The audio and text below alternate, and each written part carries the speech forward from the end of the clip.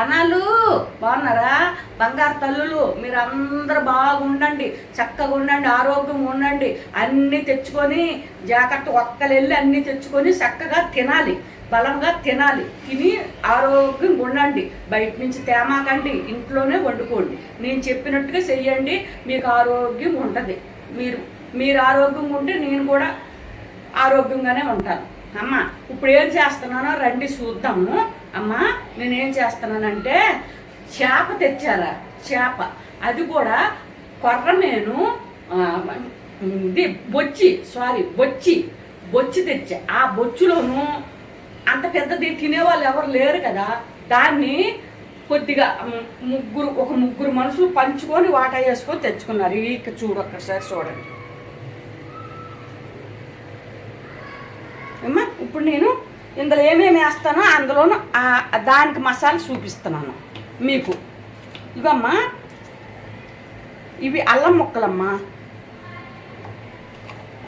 ఎల్లుల్లిపాయలు,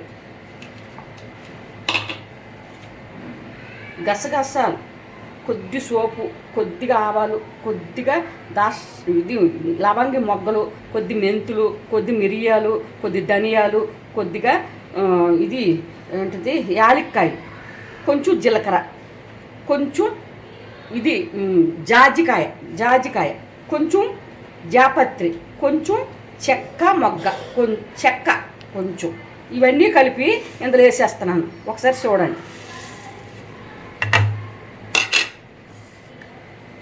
వాటితో పాటు ఒక 3 మిరగాయలు వేసాను.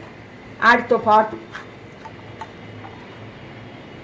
కొంచెం ఉల్లిపాయలు వేసా.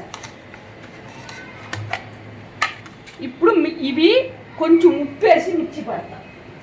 కొంచెం ఉప్పు వేస్తున్నానమ్మా, ఉప్పు వేసి మిర్చి పడుతున్నాను. ఇంకమ్మ సగం నలిగాక కొంచెం టమాటాలు వేసుకుందాము. చూడండి, ఇది కూడా మిర్చి పడదామమ్మా మళ్ళా. ఇంకమ్మా చూసావా ఎలా నలిగిందో. ఇది ఇప్పుడు ఈ గిన్నెలో వేస్తున్నాను. అమ్మా ఆ ఉన్నాయి కూడా వేసేయండి.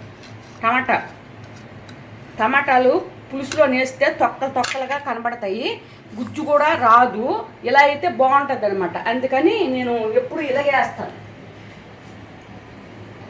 ఇకమ్మా ఈ ముద్ద అంతా కలిసి ఒక దాంట్లో వేసేసుకుందాం. ఇక ఈ టమాటాలు కూడా వేసేసుకుంటా ఇందులోనే. ఇవమ్మా మేము చింతపండు గుజ్జు నూరు ఉంచుకుంటాం, అదే మేము తయారు చేసి ఉంచుకుంటాం కదా, అప్పటికప్పుడు చింతపండు పిసకం, అది ఆ చింతపండు గుజ్జు వేసా. ఇప్పుడు ఇవన్నీ కలిసి శుభ్రంగా కలిపేస్తాను.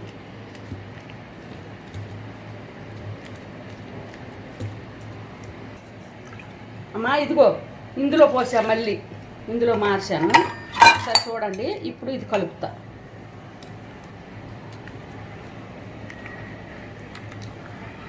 ఇలా ఉంటేమ్మా పిల్లలు కూడా తింటారమ్మా చక్కగా. ఎవరు తినడానికైనా బాగుంటుంది అనమాట. ఇలా అయితే మనము మామూలుగా ఇలా చేసామనుకో తొక్కలుగా పిల్లలకి ముళ్ళులుగా అలాగా పడతాయి అనమాట.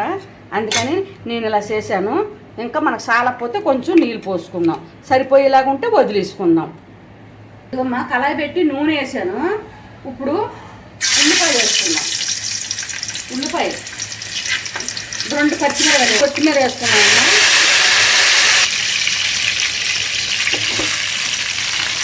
చేప ముక్కలు వేసుకుంటున్నాము. చూడండి,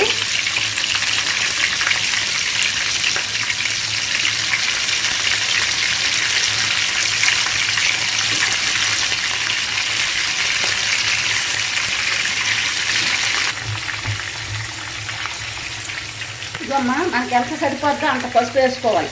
చేపలకి కొద్దిగా పసుపు ఎక్కువే పడిద్ది.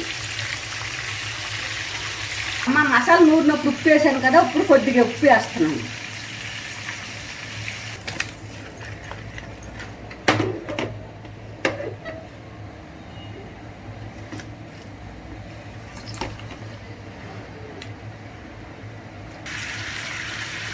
మనకి ఎంత సరిపోద్దో అంత కారం వేసుకోవాలమ్మా. సరిపోయినంత కారం వేయండి. చూడమ్మా చిట్టపట్లు ఆడుతున్నాయి కదా, చూడండి ఒకసారి దగ్గరికి పెట్టమ్మా.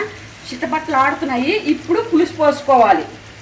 మనం రెడీగా ఉంచుకున్నాం కదా పులుసు, ఇలా రెడీగా ఉంచుకోవాలి, ఇలా పోసుకోవాలి.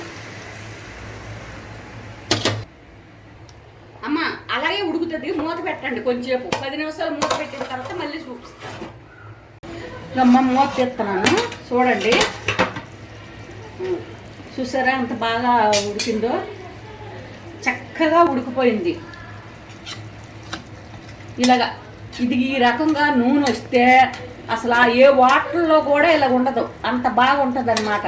ఇంకా చేపల పులుసు, ఈ చేపల పులుసు నేను ఇదివరకు పెట్టాను, అసలు సూపర్ సూపర్ సూపర్ అన్నారు. ఇప్పుడు చాన్నాళ్ళు ఇది పెట్టక, అందుకని ఇప్పుడు పెడుతున్నాను. ఒకసారి చూడండి మీరు అందరూ కలిసి, చూసి మీకు నచ్చితే నాకు సబ్స్క్రైబ్ చేయండి, బెల్ సింబల్ కొట్టండి, కామెంట్ పెట్టండి, లైక్ ఇవ్వండి. అయిపోయిందండి, ఇది అయిపోయింది. మనం అలా పెట్టేసి వదిలేసుకుంటే ఇంకా కట్టేస్తాను. స్టవ్ కట్టడం ఒక్కటే కట్టేసాను, అయిపోయింది.